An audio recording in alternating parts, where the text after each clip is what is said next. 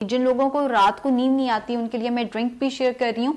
1 गिलास दूध लेना है, उसको अच्छे से उबाला दिलवाकर उसमें 1 चुटकी के करीब आप हल्दी डाल दें, 1 चुटकी काली मिर्च, बिकॉज कर्क्यूमिन की एब्जॉर्प्शन बेहतर हो जाती है काली मिर्च के साथ। ये मुझे एक पेशेंट ने पहली दफा बताया था, फिर मैंने इसको पढ़ा तो वाकई ही ये ठीक था। तब तक मुझे इस चीज का नॉलेज नहीं था, मैं भी ज़ाहिर है सीख रही हूँ, सारा कुछ एक ही दफा में तो नहीं आ जाता। तो मुझे याद है कि मुझे पेशेंट ने पहली दफा बताया था। खैर, तो उसमें आप 1 चुटकी हल्दी, 1 चुटकी काली मिर्च डाल के उसको अच्छे से पका लेते हैं। फ्लेवर एनहांस करने के लिए 2 इलायची डाल सकते हैं, 1 इंच दालचीनी का टुकड़ा डाल सकते हैं, थोड़ा सा शहद डाल सकते हैं। अच्छी पुरसकून नींद जिसमें आपके नींद में खलल नहीं आएगा।